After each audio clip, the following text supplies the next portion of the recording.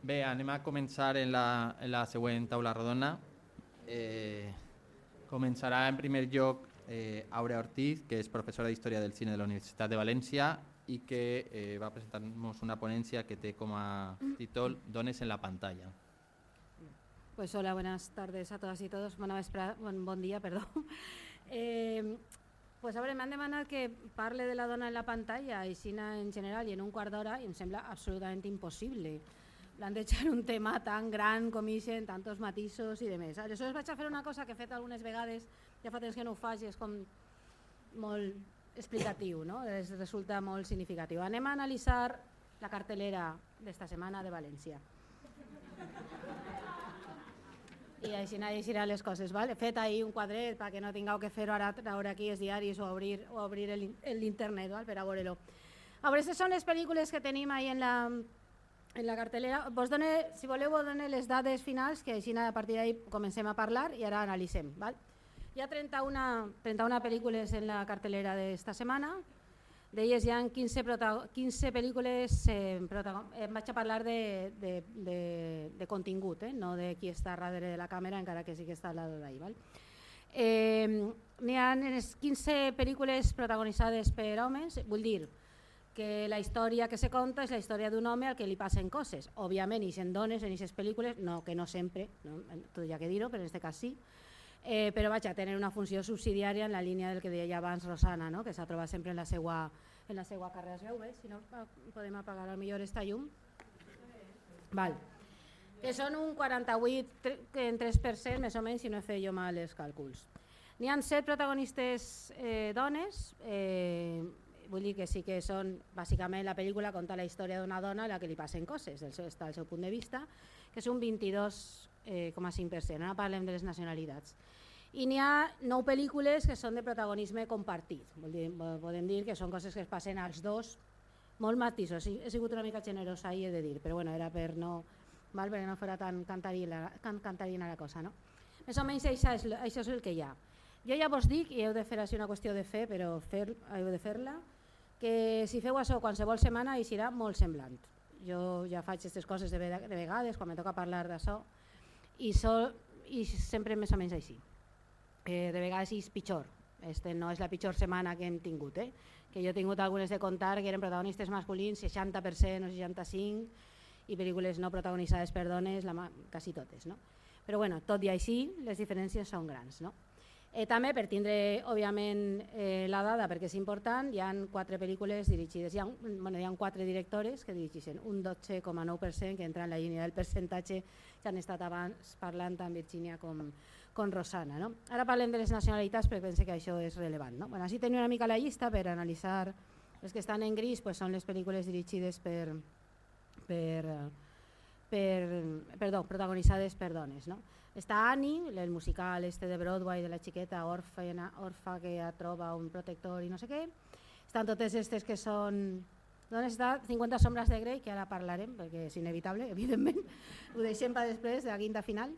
El destino de Júpiter, que és una pel·lícula de gènere, de ciència-ficció, que està dirigida per els germans Wachowski, que són dos, un home i una dona, un home que s'ha convertit en dona, un d'ells, aleshores compta, òbviament, com a dona. El País de les Maravillas, una pel·lícula italiana, Ida, que és una pel·lícula polonesa, La mujer de negro, el ángel de la muerte, que és una pel·lícula de terror anglesa, americana, en realitat la majoria de les pel·lícules que tenen avui en dia producció anglesa són en realitat produccions de Hollywood, però enmascarades com formant part de la indústria anglesa, però no és real. No confies en nadie, el protagonista Nicole Kidman i Siempre Alice amb protagonista femenina. Aquestes són bàsicament les pel·lícules. Les demés, pues això, protagonistes compartits, com ara revisem una miqueta per a que tingueu clares quines són, Los 50 sombras de Grey, Dios mío pero que te hemos hecho, que és una pel·lícula francesa, en tercera persona, Fuerza Mayor, Into the Woods, que és una versió dels contes de fades així com diferent i una mica irreverent, Map to the Stars, la pel·li de David Cronenberg, Refugiado, Relatos Salvajes, Samba i ja. Val? I aquests són més o menys perquè tinguem clar. No? Anem a veure també una altra qüestió i ara anem a parlar de per què aquestes coses són així. Aquestes són les pel·lícules nominades a la millor pel·lícula dels Oscars. Ni una. Ni una, ni una, de protagonistes femenines. El francotirador, Birdman, Boyhood, El Gran Hotel Budapest, així n'hi ha 2 dones, és un reparto multiestelar en només 2 dones. The Imitation Game, Selma, La teoria del todo, Whiplash. Aquestes són les nominades a la millor pel·lícula. Òbviament després ja estan les nominacions a les dones protagonistes i aquestes coses ja han de rebuscar, no? Han de rebuscar perquè no troben protagonistes femenines, no? En general de rellevància perquè no hi ha. O sembla ser que les pel·lícules que agraden bàsicament són les que tenen un protagonista masculí que li passen coses, no? Si anem a la qüestió del guió, que això també té molta amiga, en el guió original ni una. I algunes són diferents de les anteriors, com ara Foxcatcher, per exemple, o Nightcrawler. El millor guió adaptat, ni una. Continuem. Francotirador, Imitation Game, Puro Vicio, La teoria del todo, Whiplash. Clar, la pregunta és, què passa? Que no interessen les històries que protagonitzen dones? La resposta fàcil, molt ràpida i gens matisada és no. El tipus d'espectacle que en Hollywood entén en general que ha de ser un cine, el cinema, no. Altres tipus de cinematografies sí. Vull dir, el que nosaltres probablement entenem que ha de ser el cine o com han de ser les pel·lícules, sí. A lo que s'entén com les pel·lícules que han de portar públic a la pantalla i el concepte de blockbuster i de gran espectacle, no. No interessen. S'entén que no formen part d'aquest món en general, no? Fixeu-vos ara en el que deia abans de les nacionalitats, de les 7 pel·lícules protagonitzades per dones. N'hi ha 3 són americanes, sí, les que hem dit, però hi ha una italiana, una polonesa i una anglesa, 2 angleses també assimilables a la producció de Hollywood. Això és habitual. Normalment trobem que és més habitual que trobem més percentatge de pel·lícules protagonitzades per dones si anem a cinematografies alienes a Hollywood. Normalment és així. Normalment és més habitual que sigui el percentatge se va aproximant, no és en tanta desventatge, no? entre una cosa i una altra. No? Per què passa això? Continuo dient el mateix que deia abans, perquè el concepte d'espectacle de Hollywood el que planteja és una història que li passa a homes en un gran sentit de l'espectacle, pel·lícules per a tota la família o si no és així concebudes en termes narratius i de contingut molt concrets que plantegen determinats models de comportament i en això no encaixen normalment les protagonistes femenines. Penseu, no sé, si penseu, no ho he fet així, però això també té molta amiga, si aneu a les pel·lícules més taquilleres, ahir a més igual de desolador que el que hem fet ara. Vull dir, les pel·lícules més taquilleres agarrem les 10 o inclús les 20, les més taquilleres de l'any passat o les del mes passat, les que siguen, i trobarem que rasquem a lo millor una o dos en la qual les dones, alguna dona té un paper important que no siga de suport de l'heroi protagonista en general, una o dos, no hi haurà més. Òbviament això que té a veure en el tipus de pel·lícula que és, si anem a llistar de les pel·lícules més taquilleres que trobem, superherois, que sí que n'hi ha dones, posen a una normalment, a Scarlett Johansson preferentment, no?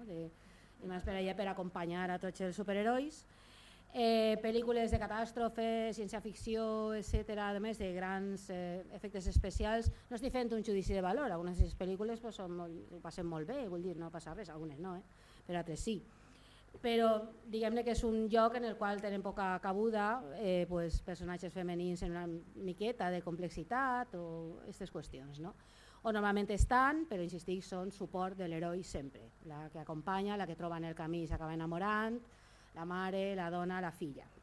O són pel·lícules, aquestes de les més taquilleres estic parlant, habitualment un esquema molt habitual de venjança, i la venjança únicament sembla ser masculina.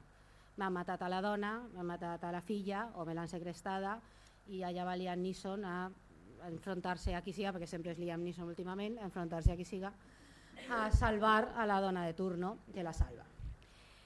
Estic sent igual una miqueta reduccionista, però crec que Hollywood és més reduccionista que jo, francament. Crec que ho és més en el plantejament que fa de quines han de ser els personatges femenins i com s'han de tractar. No?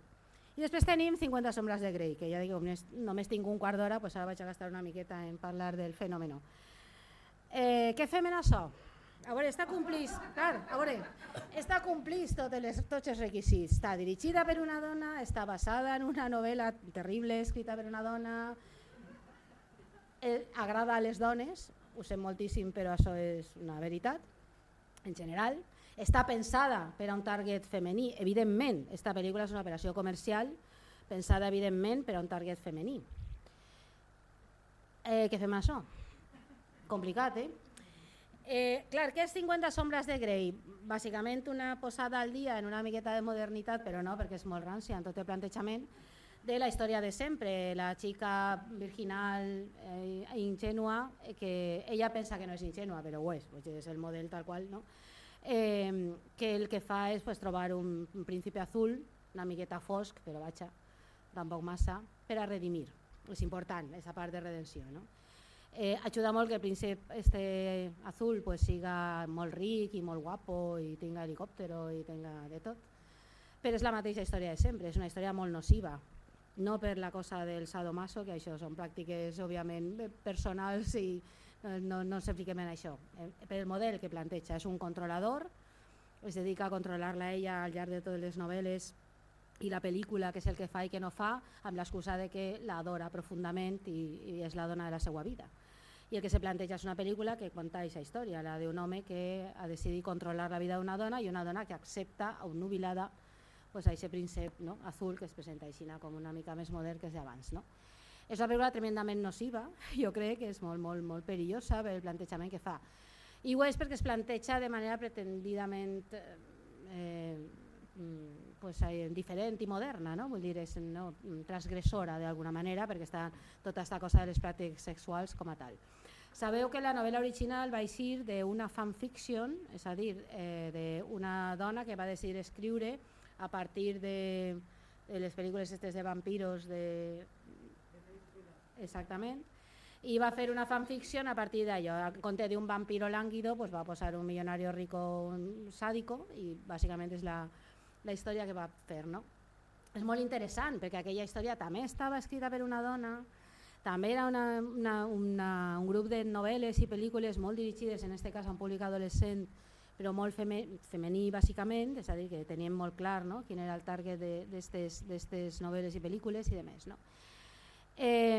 Aleshores, què podem treure d'ací? Que no basta en que les dones arriben a la possibilitat de fer pel·lícules, és molt important, òbviament, això és fonamental, però no basta.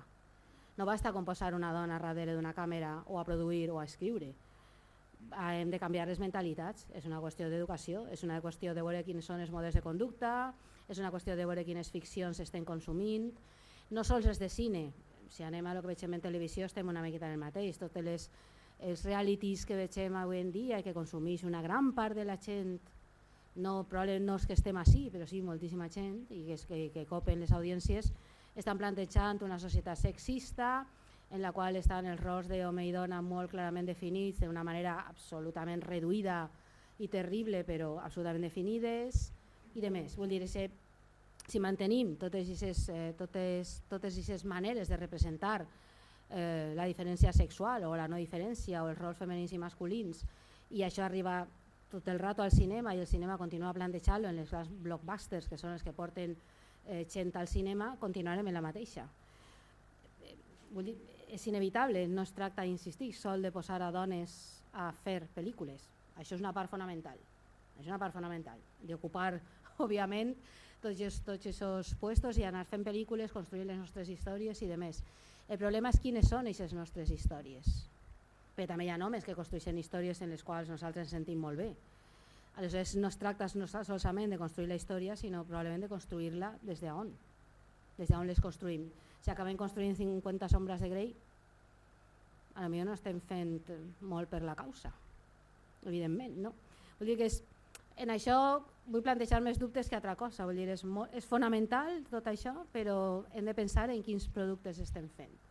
Ahí manen les qüestions de gènere, la dictadura comercial, evidentment, una pel·lícula que funcione, escrita un determinat gènere, amb uns protagonistes determinats, amb una manera concreta de plantejar la narració, de plantejar la posada en escena i tal, que fa que molta gent vagi al cinema. Això és una dictadura que té a veure en la forma que està construïda la societat. Les pel·lícules són així perquè tot el que més és així. Estan aquestes pel·lícules amb protagonistes masculins Exactament igual que no hi ha manera de veure esport femení en la tele, per exemple, que a ningú li importa que les dones juguen al futbol o que una ciclista arribi a fer arriba a guanyar un tour o coses com aquestes. És exactament aquest mateix món.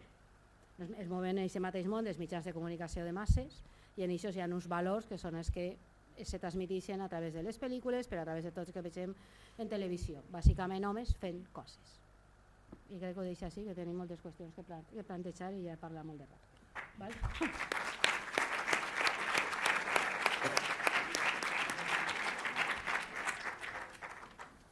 Molt bé, gràcies, Àurea. A continuació, me toca a mi. Vaig a comentar-vos un poquet la repercussió de les mesures de foment d'igualtat en l'audiovisual valencià. En primer lloc, vaig a contar-vos un poquet quina és la història de les convocatòries d'ajudes i quins són els elements que s'han incorporat per a fomentar aquesta igualtat. Fins a l'any 2010 no n'hi havia cap element, cap text en les convocatòries d'ajudes que tinguera com a objectiu fomentar aquesta igualtat o la incorporació de les dones als projectes que eixien subvencionats en l'IVAC. En l'any 2010 van ficar una clàusula dins dels criteris de valoració en el que valoràvem amb 5 punts, sobre un total de 100, el fet que la protagonista de l'obra en qüestió, del projecte que es presentara, que fos una dona. Això va estar vigent el 2010-2011, no va tindre molta repercussió, entenent que no va fomentar realment que contaren més històries de dones, sinó que precisament si la protagonista era una dona era perquè aquesta història era aixina i era casualitat, no perquè realment estiguera fomentant-se la presència de protagonistes femenines. En l'any 2012 es va incorporar una modificació i és que es valorava no només les protagonistes, sinó que la temàtica del projecte també estiguera vinculat a la dona. Això va ser perquè algunes de les històries que es presentaven realment la protagonista era una dona, però el tracte que tenia aquest personatge possiblement no era el més apropiat. No? Així que es van ampliar el tema de la temàtica un poquet per a valorar aquest tema. Això va estar vigent l'any 2012, 2013 i 2014. Van tindre prou problemes per a valorar el que era una temàtica d'un projecte vinculat a una dona. És clar que n'hi havia alguns projectes que evidentment eren de temàtica femenina, però en alguns casos van trobar que els analistes de les ajudes de 0 a 5 punts, alguns podien valorar un projecte en un punt i altres en 5, el qual no n'hi havia un criteri que poguérem dir que era igual per a tots els analistes.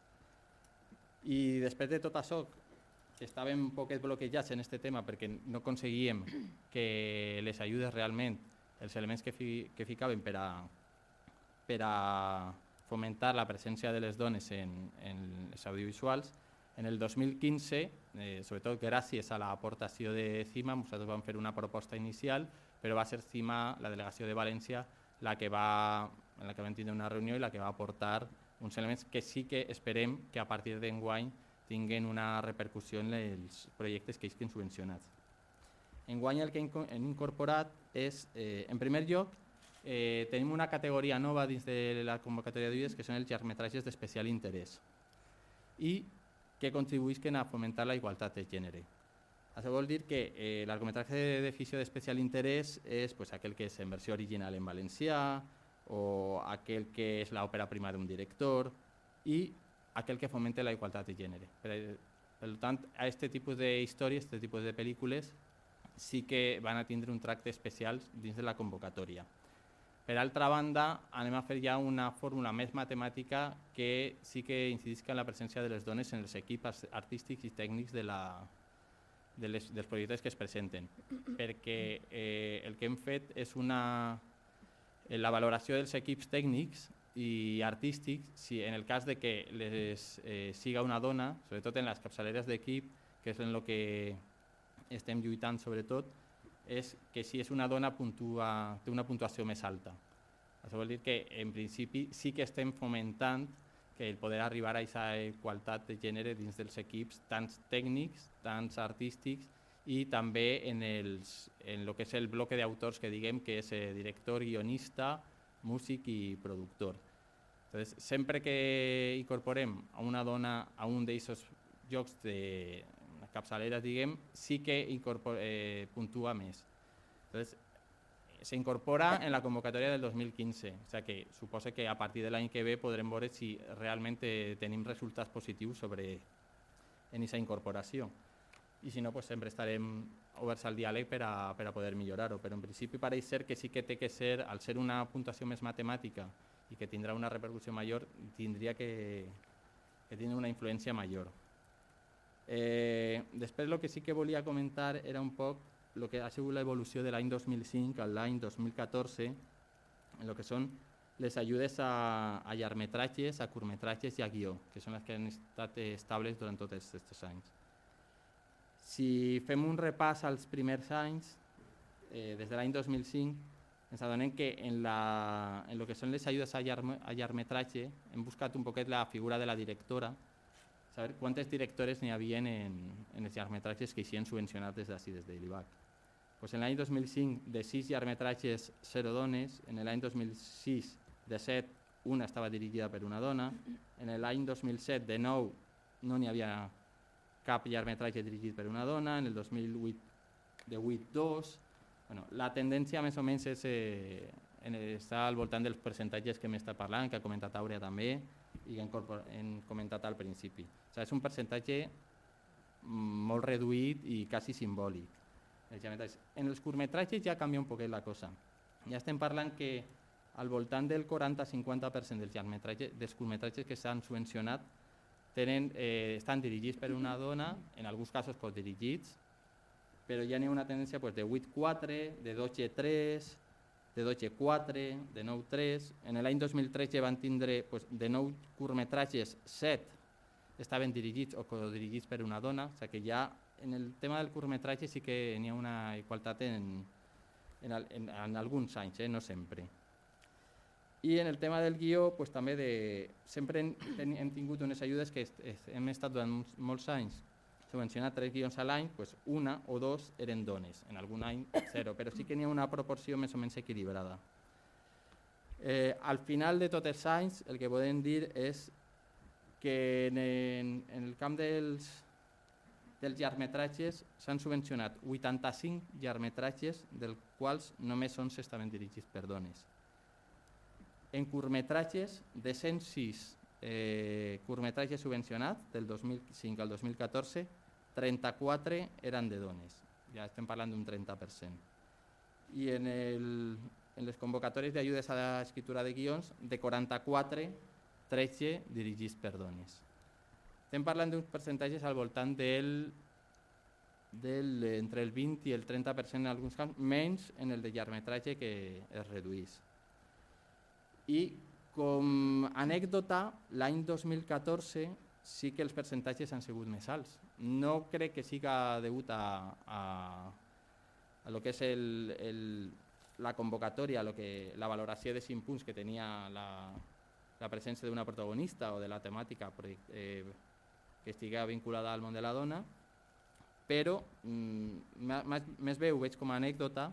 Van tindre 17 llargmetratges subvencionats entre ficció, animació i documentals. Dels 17 llargmetratges, 5 estaven dirigits per dones, de 21 curtmetratges, 7 dirigits per dones, i en guió de 8 guions subvencionats, 3 estaven escrits per dones. Això ens dona una xifra global al voltant del 30%. Bé, nosaltres en les convocatòries hem establit que la igualtat de gènere, que és el que intentem potenciar, té que estar al voltant del 60-40, a favor d'un o un altre gènere. Però entenem que una proporció 60-40 seria l'adequat. Estem en un 30, l'any 2014. Ja dic que no és una tendència que hagi crescut, sinó que hem tingut anecdòticament aquest any ha sigut així, el 2014. Anem a fer el possible per a mantenir almenys aquest percentatge que va incrementar-se i que arriba com a mínim a el que hem dit que és la igualtat, del 60-40, que seria l'ideal. Ja dic que el 60-40 a favor d'un o un altre gènere, no necessàriament de 60 d'homes, 40 de dones, pot ser al revés, però que estigui al voltant del 60-40.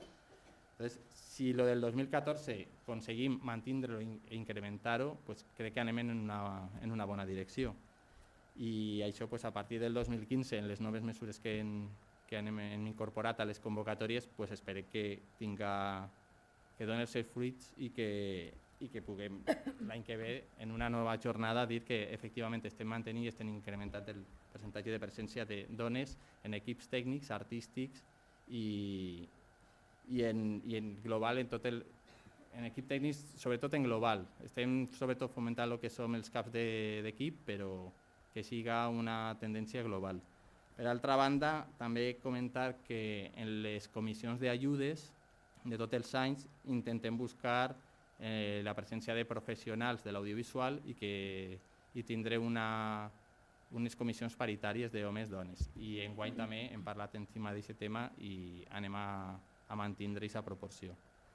I més o menys este és el balanç. Ja dic que no és la tendència de l'any 2005 al 2013, salvo alguna excepció en algun any, estem al voltant dels percentatges que hem parlat este matí, o sigui que és una xifra baixa la presència de dones en els equips i en les històries, però bueno, a veure si el del 2014 no és una excepció i és una regla, es confirma i anem pujant aquest percentatge. I res més, si voleu després fem algun dubte ja ho parlem després. A continuació pues, li dono pas a Virginia Yagüe, que ens parlarà de polítiques audiovisuals i gènere.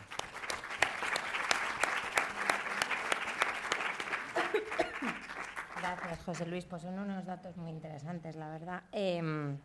Sí, esperemos que esos datos se mantengan y solo se mantendrán con políticas activas, mantenidas en el tiempo, desde luego, así al menos consideramos que es, ¿no? Bueno, me toca un poco estar en esta mesa con un tipo de perfil que realmente yo me sitúo más en la zona de contenidos, que es un poco el abordaje que ha hecho Aurea tan interesante, ¿no? Si os parece, luego podemos abrir un poco coloquio y debate porque realmente ha sido muy estimulante lo que contabas, Aurea. Bien, hablábamos un poco, yo quería hacer un poco un panorama muy general sobre las políticas audiovisuales y sobre todo en lo referido a género. Con una conclusión yo creo que es muy básica y que plantearé al final. Bueno, vivimos afortunadamente en sociedades que han proclamado y han expresado abiertamente y hace tiempo ya su derecho a hacer efectiva la igualdad entre hombres y mujeres y han declarado, como digo, ese tipo de compromiso. Sin embargo, en pleno siglo XXI tenemos que ser muy tajantes al plantear que ese objetivo, desde luego, no se ha cumplido. Los datos están ahí, nuestra realidad profesional también está marcando esos bajísimos porcentajes que veíamos antes. Sí que es verdad que consideramos que esos bajos porcentajes de representación femenina dentro de los ámbitos profesionales tienen unas implicaciones sobre los contenidos, que es un poco lo que planteaba Aure. Si queréis, luego podemos desgranar más detalles, ¿no? A nosotros, aparte de esos porcentajes que os hablaba antes y en el clip este que habéis visto de CIMA se adelantaba un poco, hay otro dato que nos llamó significativamente y poderosamente la atención y era que el presupuesto que manejaban las mujeres del cine era menos de la mitad que el que manejaban sus compañeros varones. Esto no es algo sobre lo que pueda hacerse una lectura en corto recorrido. Esto es algo que nos viene a dinamitar a nosotras mismas como colectivo, como asociación dentro de nuestro discurso. Es decir, nosotras como profesionales siempre hemos mantenido que podíamos hacer, que nuestro cine no era exclusivo de mujeres, que teníamos una visión, que podíamos hacer un abordaje de cualquier tipo de tema. Bien, muchas compañeras actualmente están modificando ese planteamiento y diciendo abiertamente, sí, señores, hay un cine de mujeres, el cine que pueden hacer las mujeres, en función directamente del presupuesto con el que cuentan. Hay un tipo de historias que no pueden firmar mujeres. No pueden firmar El Niño, no pueden firmar determinadas películas que tengan una ambición en el sentido presupuestario. Bueno, es una manera de recabar de alguna manera nuestra atención y nuestro punto de reflexión sobre este dato, que me parece muy importante. Ya hace más de medio siglo, desde las primeras normas de igualdad, hace ya 20 años ya, de la conferencia de Beijing, donde se postulaba que las medidas de igualdad tenían que tener un carácter transversal. Esta idea de mainstreaming en las leyes implica que todas las leyes deben ser cruzadas con la idea de la igualdad en todos los sectores. Bueno, en este sentido nosotros tenemos una ley orgánica promulgada en el 2007, tenía 32 disposiciones y en el artículo 26 se refería específicamente a la creación artística e intelectual. Preveía en ella la puesta en marcha, voy a leerlo porque como comprenderéis no me lo sé, preveía la puesta en marcha de políticas activas y medidas de acción positiva, no de discriminación positiva. Os recuerdo que las medidas de corrección se aplican en absolutamente todos los sectores, ¿bien? Y no están sesgadas por una terminología negativa, sino que se aplican en positivo. Bueno, pues estas medidas de acción positiva a las que se refería el artículo 26 en la ley orgánica decía que se pondrán en marcha estas medidas por parte de los distintos organismos, agencias, entes y demás estructuras de las administraciones públicas que de modo directo o indirecto configuran el sistema de gestión cultural. Dichas políticas y medidas debían, en buena lógica, ir encaminadas a producciones y creaciones artísticas e intelectuales de autoría femenina, al reequilibrio en la presencia de hombres y mujeres en la oferta artística y en general a la oferta cultural pública, y a conseguir una participación equilibrada en los órganos de gestión y decisión del sector y en general a eliminar cualquier tipo de desigualdad que pudieran sufrir las mujeres dentro de este ámbito en concreto. Bueno, tanto los legisladores comunitarios, y si queréis ahora vemos un rapidísimo recorrido sobre cómo ha evolucionado esa legislación en Europa, y nuestros propios legisladores han declarado abierta y públicamente esa intencionalidad en vías de una corrección y un equilibrio justo, yo creo que necesario, pero eso no se ha traducido en hechos reales.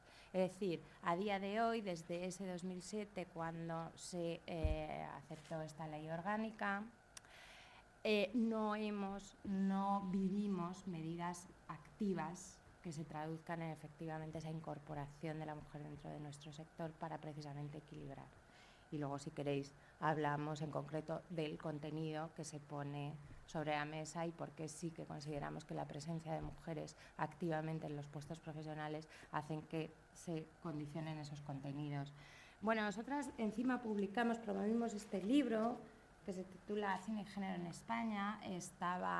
Es un estudio en varios sectores donde un poco hacíamos un recorrido sobre la situación de género y había una parte especialmente dedicada a la legislación y a las medidas de acción y a las relativas a género dentro de ese recorrido legislativo.